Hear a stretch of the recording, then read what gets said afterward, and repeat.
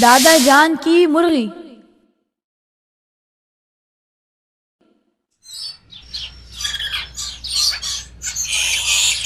ارے یہ کیا لے آئے دادا جان؟ یہ مرغی اور مرغا ہیں، اور یہ ننھے ننھے سے چوزے۔ اوہ ہو دادا جان، یہ تو خوب شور کریں گے، ککڑوں کوں ککڑوں کوں۔ نہیں بیٹا، جانوروں سے محبت کرتے ہیں اور یہ ہمیں کئی سبق دیتے ہیں۔ جیسے کہ کتے سے وفاداری کا، چونٹی سے محنت کا۔ مگر دادا جان، کبھی مرغے اور مرغی سے تو کوئی سبق نہیں سیکھا۔ ان کا کام ہی کیا ہوتا ہے سوائے انڈے دینے کے؟ ہر جانور، ہر پرندے سے سبق سیکھا جا سکتا ہے۔ تمہیں معلوم نہیں مرغا وقت کا کتنا پابند ہوتا ہے؟ صبح ہوتے ہی فجر کی نماز کے لیے اذان دیتا ہے۔ ہاں دادا جان، یاد آ گیا، ہم نے پڑھا تھا کہ لا تسبوا الدیک فإنہ یوقظ للصلاۃ، کہ مرغے کو برا بھلا مت کہو کیونکہ یہ نماز کے لیے جگاتا ہے۔ لیکن کیا؟ یہ کام تو اب الارم والی گھڑیاں کر رہی ہیں، مرغوں کی تو اب ضرورت ہی نہیں رہی۔ حشام بیٹا، یہ تو صرف ایک بات ہے، ان سے اور بھی کئی اسباق حاصل کیے جا سکتے ہیں۔ اور کچھ نہیں، کم از کم گھر میں رونق تو رہے گی۔ تم ان کے لیے باجرہ لاؤ، میں ان کا پنجرہ صحن میں سیٹ کر دوں۔ دادا جان نے یہ کہا اور صحن میں ان کا پنجرہ سیٹ کرنے لگے۔ میں بادر نخواستہ ان کے لیے باجرہ لینے چلا گیا۔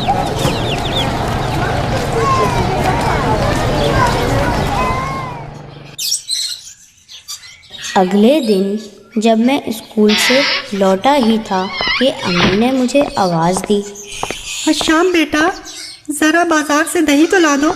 امی میں بہت تھک گیا ہوں، آخر آپ کریں گی کیا دہی کا؟ تمہارے لیے ہی لسی بنا رہی تھی، دھوپ سے آئے ہو، پیاس لگ رہی ہوگی، لسی پیو گی تو فریش ہو جاؤ گے۔ لائیں دیں پیسے، میں جا رہا ہوں۔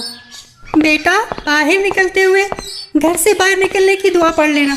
جی امی، بسم اللہ توکلت علی اللہ لا حول ولا قوت الا باللہ۔ میں اٹھا اور پیسے لے کر باہر نکل گیا۔ میں سوچ رہا تھا کہ آخر امی ہر کام کے لیے مجھے ہی کیوں بھیجتی ہیں، بھائی جان کو کیوں نہیں بھیجتی۔ شام کو میں کرکٹ کھیل کر جیسے ہی گھر میں داخل ہوا، امی کی آواز سنائی دی، حشام بیٹا، ذرا 1 کلو مرغی تو لا دو۔ امی میں ابھی تھکا ہوا گھر آیا ہوں، آپ نے آتے ہی کام دے دیا۔ ارے میرے پیارے بیٹے، گھر میں کوئی ہے ہی نہیں جو مجھے مرغی لا کر دے، چلو کچھ دیر بعد لے آنا۔ لائیں دے پیسے، میں لے کر آتا ہوں۔ شاباش بیٹا۔ میں پیر پٹکتا گھر سے نکلا۔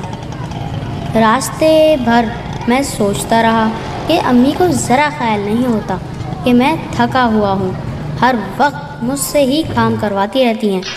بہرحال میں نے مرغی لا کر دی اور اپنے کمرے کی طرف بڑھ گیا۔ کمرے میں مجھے بھائی جان نظر آئے جو ابھی لوٹے تھے۔ آخر امی بھائی جان سے کام کیوں نہیں کرواتی؟ سارے کام ایک میں ہی کرتا ہوں۔ رات تک میں یہی سوچ کر سو گیا۔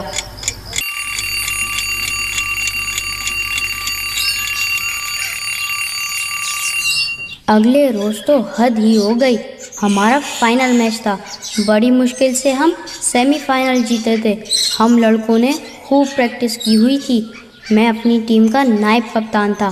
ابھی تیار ہو کر گھر سے نکل ہی رہا تھا کہ امی کی آواز آئی، حشام بیٹا، کہاں جا رہے ہو؟ وہ امی آج ہمارا فائنل میچ ہے، وہ کھیلنے جا رہا ہوں۔ بیٹا وہ ذرا مہمان آئے ہوئے ہیں، ان کے لیے چائے بنانی تھی، جلدی سے دودھ لے آؤ۔ میں جلدی سے دودھ لینے دکان پر چلا گیا۔ دکان پر کافی رش تھا۔ جب میں دودھ لے کر لوٹا تو کافی لیٹ ہو چکا تھا۔ امی یہ لیں دودھ، اب میں چلتا ہوں۔ بیٹا بہت دور سے مہمان آئے ہیں، کیا تم کو معلوم نہیں کہ سلام دعا کر کے کچھ دیر مہمانوں میں بیٹھنا چاہیے؟ اوف، جی اچھا امی۔ کچھ دیر مہمانوں میں بیٹھنے کے بعد تو میں مزید لیٹ ہو گیا۔ جب میں میچ کے لیے پہنچا تو میچ شروع ہو چکا تھا۔ اگلے شاٹ عمار نے لیکن فیلڈر موجود تھے, گیند فیلڈر کے ہاتھوں میں اور صرف ایک رن ہی بن سکا. اس طرح پاک وطن ٹیم کی ہوگی 66 رن. 9 اوور چل رہا ہے اور 1 اوور 2 بالز کا کھیل باقی ہے اور ان کے 6 کھلاڑی آؤٹ ہو چکے ہیں. صرف 7ویں آخری کھلاڑی باقی ہے اور انہیں جیت کے لیے ضرورت ہے مزید 11 رن کی. ارے یہ رہ گئے تھے. بس یار امی نے کام دے دیا تھا, اس وجہ سے دیر ہو گئی. تمہیں تو اوپننگ کرنی تھی یار. پوری بولنگ اور فیلڈنگ تمہارے بغیر ہوئی ہے اور اس وقت گیم بہت ٹف ہو رہا ہے. بس اب تمہارا ہی نمبر ہے. بالر چینج ہوئے, ثاقب نے بالنگ شروع کی. بال بیٹسمین کی طرف اور بیٹسمین چینج قدم آگے نکلے لیکن بال ان کے پیر سے ٹکرائی اور پٹوی کی زوردار اپیل اور امپائر نے آؤٹ قرار دے دیا. چلو ہشام اب تمہاری باری ہے, جم کر کھیلنا. دعا کرنا یار, میری پوری کوشش ہوگی. اور اب میدان میں آئے ہیں پاک وطن ٹیم کے آخری کھلاڑی ہشام. بالر ساجد نے اسٹارٹ دیا اور بال پھینکی. بال ہٹ کرنے کی کوشش ناکام ہوئی اور کوئی رن نہیں بن سکا. بالر نے پھر اسٹارٹ لیا فاسٹ بال لیکن ہشام نے بہترین شاٹ لگایا اور اس طرح بال 4 رنز کے لیے باؤنڈری لائن سے باہر. پاک وطن ٹیم کو 7 رنز کی ضرورت ہے جیت کے لیے 5 بالز پر. بالر نے اسٹارٹ لیا, بال پھینکی اور ایک دفعہ پھر شاٹ لگانے کی کوشش لیکن فیلڈر نے تیزی کا مظاہرہ کیا اور صرف 2 رن بن سکے. ہشام اچھا کھیل رہے ہیں اور یہ ایک دفعہ پھر چل کر آگے بڑھ کے شاٹ لگانے کی کوشش لیکن بال بیٹ پر نہیں آ سکی اور ہشام آؤٹ. اس سے زیادہ یہ میرا پیارا وطن ٹیم 5 رن سے جیت گئی.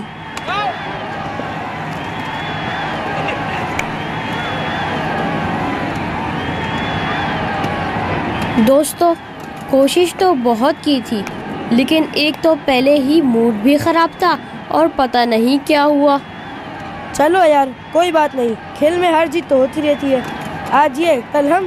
چلو ٹھیک ہے, اللہ حافظ. اللہ حافظ. جب میں گھر پہنچا تو سیدھا دادا جان کے کمرے میں گیا. وہ اپنے کمرے میں بیٹھے ایک کتاب کا مطالعہ کر رہے تھے. مجھے دیکھتے ہی انہوں نے کتاب رکھ دی. آؤ ہشام بیٹا, آؤ بیٹھو. دادا جان, امی ہر وقت مجھ سے کام کرواتی ہیں, بھائی جان سے کچھ بھی نہیں منگواتی.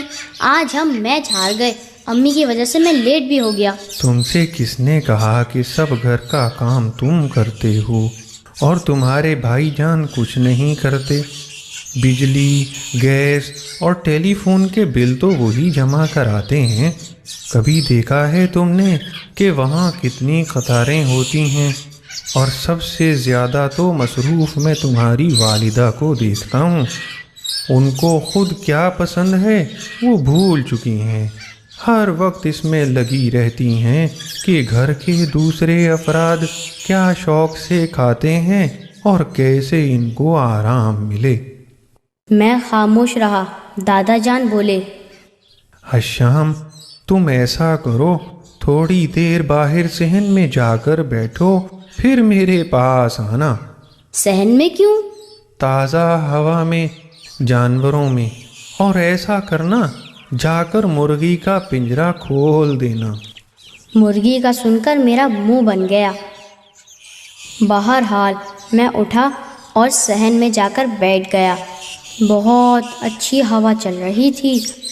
اوپر آسمان پر پرندے چہچہا رہے تھے. میری طبیعت پر بڑا اچھا اثر پڑا. اچانک مجھے خیال آیا کہ دادا جان نے پنجرا کھولنے کو کہا تھا. پنجرے کے کھلتے ہی مرغی اپنے چوزوں سمیت کٹ کٹ کرتی باہر آ گئی. میں بڑی غور سے انہیں دیکھنے لگا, غالباً پہلی بار. یہ چوزے کتنے خوبصورت ہیں, کتنے پیارے, جیسے روئی کے گالے. میں سوچنے لگا, وہ دانہ چگ رہے تھے, پانی پی رہے تھے, ان کی ماں ان کی رہنمائی کر رہی تھی, ان کے ساتھ ساتھ وہ خود کم کھا رہی تھی.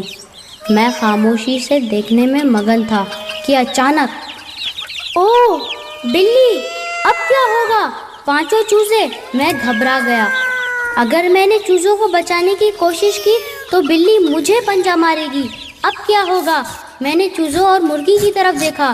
مرغی بے چین پھر رہی تھی, اپنی جان کی پرواہ کیے بغیر اپنے بچوں کو اکٹھا کر رہی تھی کہ اچانک بلی نے چھلانگ لگائی اور ایک چوزے کو پکڑنے کی کوشش کی. مرغی نے دوڑ کر اس چوزے کو اپنے پروں میں چھپا لیا. اس کوشش میں مرغی کا پر زخمی ہوا اور خون بہنے لگا. یہ دیکھ کر میں زور سے چیخا, بھاگ جاؤ, بچاؤ. اچانک باہر سے کسی نے پتھر اچھالا تو بلی بھاگ گئی. میں نے پلٹ کر دیکھا تو باہر دادا جان کھڑے تھے۔ کیا دیکھ رہے ہو شام؟ اچھا ہوا آپ نے پتھر پھینک دیا، ورنہ تو بلی چوزوں کو کھا لیتی۔